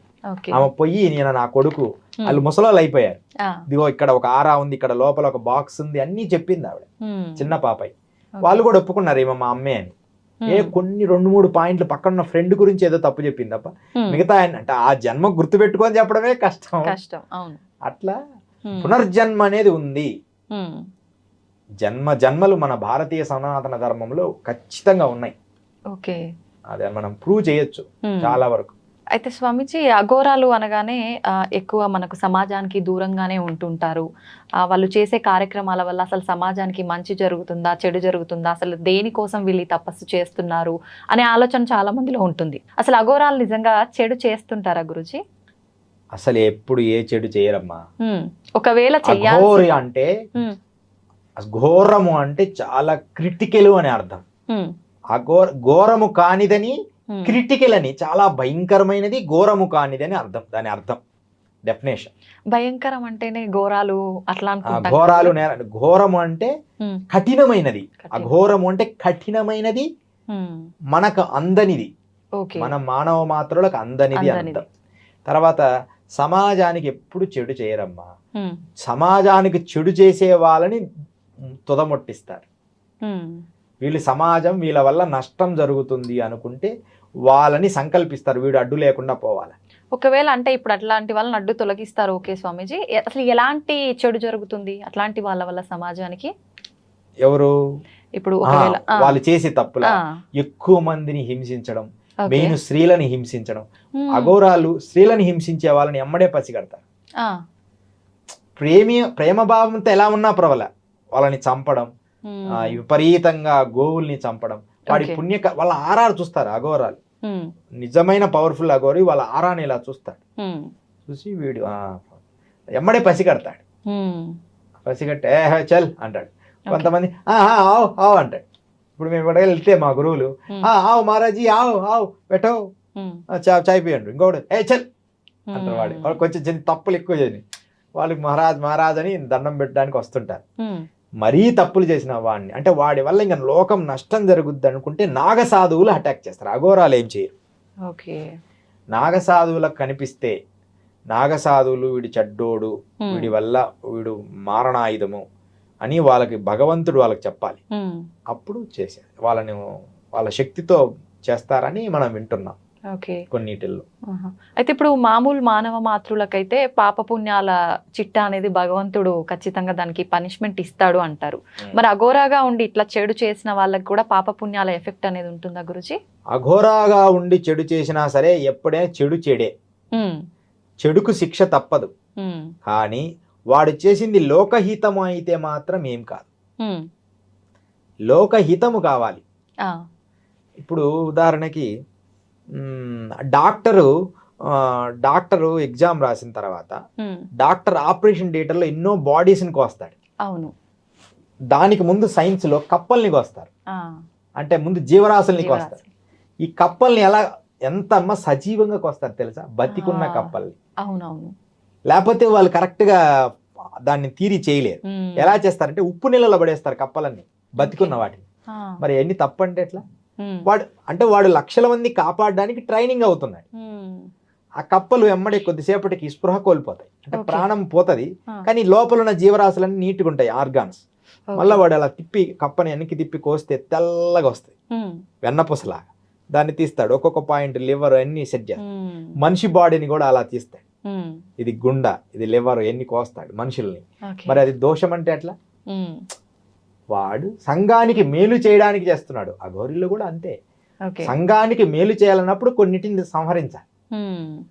కొంతమందిని సంహరిస్తే వాటిని ఇప్పుడు బాడీస్ కావాలి కదా, వాటిని సంహరించి వాటి పూజలు చేస్తారు, కొంతమంది వాటి మీద పూజ చేస్తారు. అది సంఘానికి మేలు జరిగేటట్టు చేస్తారు.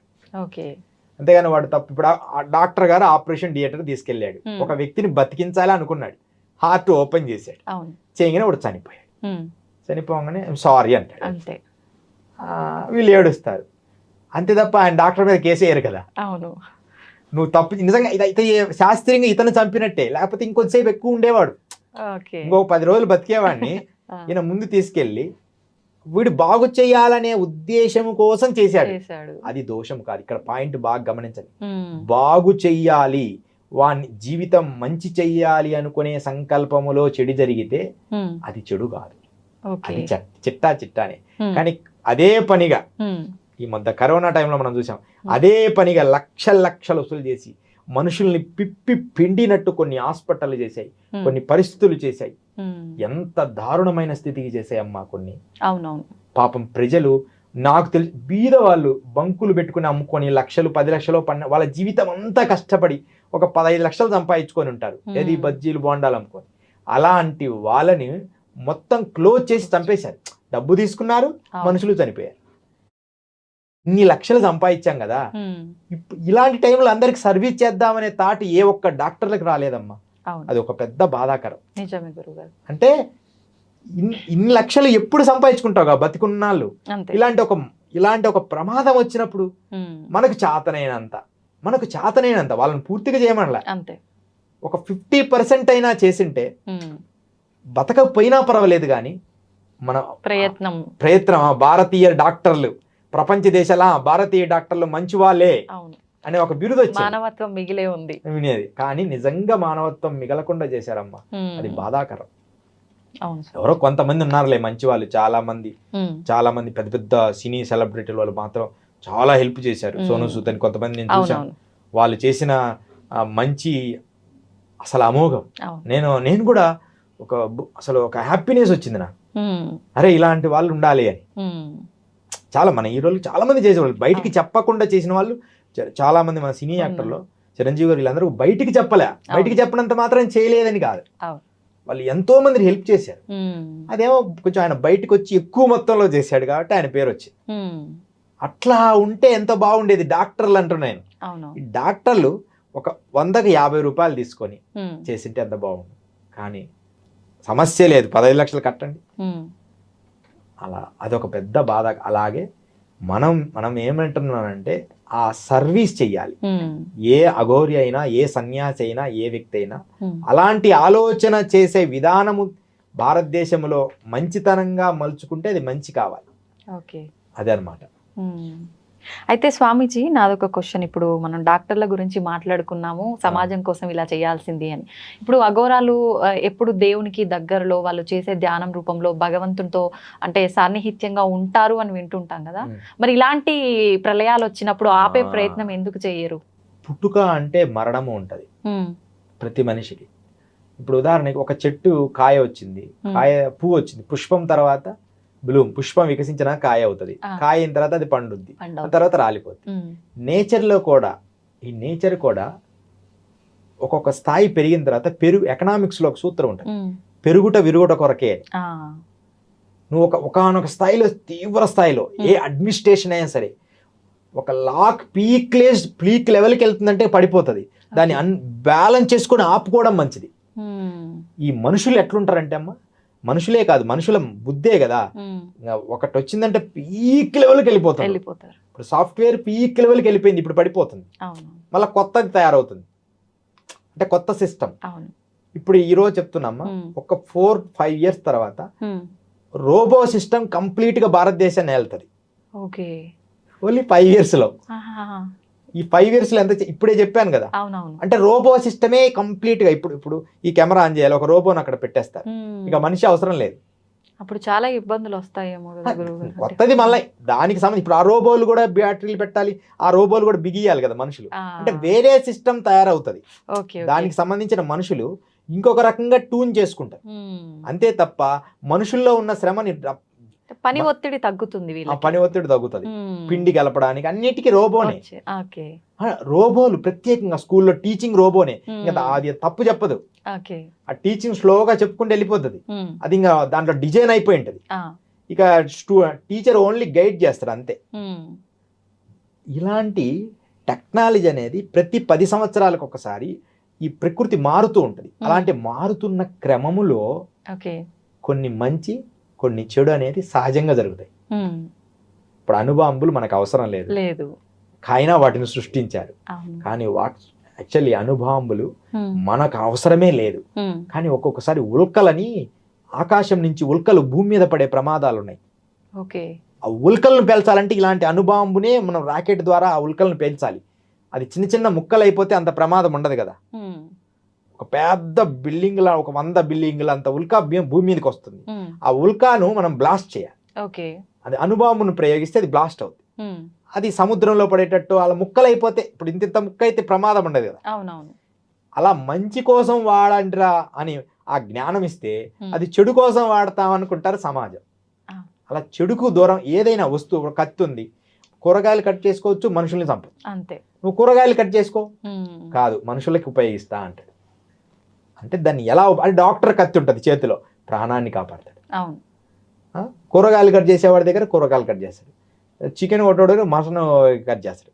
కత్తి ఒకటే, దాన్ని వాడే విధానం మార్పు రావాలి. అందుకని అఘోరాల్లో కూడా ఈ త్రిశూలాలు ఉంటాయి, కత్తులు ఉంటాయి, కానీ అది అవసరమైనప్పుడు వాడతారు. ఇది తప్పు అనుకుంటే అక్కడ బాగా తరచి మీరు ఈ పని చేయడానికి లేదంటారు. నిజంగా అవసరమైతే వాళ్ళేం వదిలిపెట్టరు. భారతదేశం అంటేనే యోగుల భూమి, అది తీవ్ర స్థాయి వచ్చినప్పుడు ఖండిస్తారు.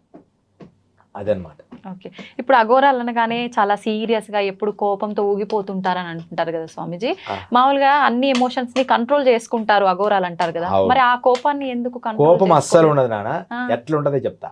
వాళ్ళకి కోపం ఉండదు, జాలి ఉండదు, కరుణ ఉండదు, ప్రేమ ఉండదు, అనురాగాలు ఉండవు, ఆప్యాయతలు ఉండవు, ఏమీ ఉండవు, ఒక స్మైల్ కూడా ఉండదు. The serious of last stage లో ఉంటారు. సీరియస్ లో అంటే గంభీరంగా, గంభీరతను మాత్రమే. అది సహజమే, ప్రేమ. ఒకసారి అఘోరాలతో నేను ట్రావెల్ చేస్తా కదా, వాళ్ళు ప్రేమ వచ్చినా నన్ను గట్టిగా గుద్దేవాళ్ళు, ఒకవేళ కోపం వచ్చినా ఒకే రకంగా గుద్దేవాళ్ళు. ఒకసారి నా మీద మంచిగా చేశాను, హే శబాష్ బెట అని ఒక కోపంతోనే కొట్టినట్టు కొట్టేవాళ్ళు. నేను అంత దూరం ఈడ్చుకొని పడేవాళ్ళు, దానికి వాళ్ళు టో అనేవాళ్ళు. అంటే అట్లా ప్రేమ వాళ్ళ ఒకే కండిషన్ లో ఉంటది, అంతే తప్ప వాళ్ళల్లో అలాంటిది ఏమి ఉండదు. మనకు భయం అనిపిస్తుంది. అంటే యాక్చువల్లీ నిజమా కాదా అని తెలుసుకొని మనం అడుగులు వేయాలి, అంతే తప్ప ఈ చాలా మంది నాకు తెలిసిన తర్వాత కాశీలో కూడా చాలా మంది వరకు మనకు కనిపించే అఘోరాల వరకు అంతా డూప్లికేటే, అంటే ఫేక్ ఎక్కువ ఉంది. అవునవును. ఆ ఫేక్నెస్ వల్ల కొన్ని విలువలు ఇబ్బందులు అవుతున్నాయి. అంటే ఫారెన్స్ రావడం, వాళ్ళని చూడడం, ఫేక్ అన్నమాట. కొంత మంచోళ్ళు కూడా ఉన్నారు, అది మాకు మాత్రమే తెలుసు వీళ్ళు మంచి వాళ్ళు, అకాడా నుంచి పట్టా పొందిన వాళ్ళు, ధన వ్యామోహం లేదు, అవసరమైనంత ఆహారానికి తీసుకుంటారు, లీవింగ్ లైఫ్, మనం బతకడానికి ధనం అవసరం అనే విధానంలో ధనం అవసరం, అలా మేము గుర్తిస్తాం. కానీ సాధారణ మనుషులు గుర్తించలేరు, అందరు అఘోరాలు అనుకుంటారు. అక్కడ మనకు తరపాటు అయింది, అఘోరాన్ని మమ్మల్ని కొట్టాడండి, మా దగ్గర డబ్బులు తీసుకున్నాడండి అంటారు. అలాంటి వాళ్ళ అబద్ధం. Okay okay. అంటే గురుగారు, ఎక్కువగా సాధన చేసి ఆత్మ సాధన చేసిన వాళ్ళకి మూడో నేత్రం తెరుచుకుంటుంది, తెరవటం సాధ్యపడుతుంది అంటుంటారు. అది నిజంగా సాధ్యపడుతుంది అంటారా? సిక్స్త్ సెన్స్, మూడో నేత్రం అంటే నీ మనస్సుని సూక్ష్మము చేయడం ప్రాక్టీస్ చేస్తే, ఎప్పుడైనా ఇలా సైలెంట్ కూర్చో, కళ్ళు మూసుకొని రూమ్ లోకి ఎవరో వచ్చినట్టు నీ బాడీని టచ్ అవుతుంది. ఓకే. అంటే నువ్వు చాలా నిశ్శబ్దంగా వచ్చినా ఎవరో వచ్చినట్టే ఉన్నట్టు అనిపిస్తుంది, నిజంగా చూస్తే ఎవరో వచ్చినట్టు ఉంటుంది. సిక్స్త్ సెన్స్ అంటారు. అది ఎప్పుడు నైట్ మనకి బాగా మేలుకుంటది. ఎలా అంటే మనం బాగా డీప్ నిద్రపోతున్నప్పుడు, ఒక మంచి నిద్రపోతున్నప్పుడు ఎవరైనా లేచి మంచిలు తాగుతుంటే ఆటోమేటిక్గా మనకు మెలకు వస్తుంది. మెలకొచ్చి కళ్ళు తెరిచి చూస్తాం, మళ్ళా పడుకుంటాం, బట్ ఎమ్మడే గుర్తించి పడుకుంటాం, స్పాట్ లో నిద్ర కూడా పోతాం. అంటే నువ్వు నిద్రపోయినా నీ లోపల ఉన్న థర్డ్ ఐ అనేది ఇప్పుడు మేల్కొనే ఉంటది. ఓకే. అది అప్పుడప్పుడు మేల్కొలుపుతుంటది. దాన్ని కూడా మర్చిపోయి ఎప్పుడో పడుకుంటామంట, అంతే తప్ప ఎప్పుడు మనం ఎరుకలో ఉంటాం. అది ఆ శక్తి మనం ఇప్పుడు నైట్ గ్రహిస్తాం, నైట్ శక్తిని మేల్కొల్పుకుంటాం, పగలు ఆ శక్తిని వినియోగిస్తాం.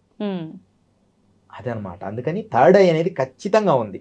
ఇది ఇక్కడ ఉంటది, లోపల ఉంటది, సుధాధార దగ్గర ఉంటది, ఈ పిట్యూటరీ గ్రంథి లోపల ఉంటది. ఆ లోపల నుంచి ఇలా చూస్తుంటది, అలా పైనుంచి అలా చూస్తూ ఇక్కడికి అలా గమనిస్తా ఉంటది అనమాట. మనం రోజు ప్రాక్టీస్ చేస్తే నీకు కూడా వస్తుంది అనమాట, 100% వస్తుంది ఆ శక్తి. రెగ్యులర్ ప్రాక్టీస్ చేయాలి. నువ్వు భౌతిక కర్మలు ఏమైనా ఉండని, కానీ నియమము తప్పకుండా చెయ్యాలి. అదే మనం చేయం. థర్డ్ ఐ 100% వస్తాం. ఇప్పుడు క్షుద్ర పెద్ద చూపిస్తుంటారు మాంత్రికుడికి,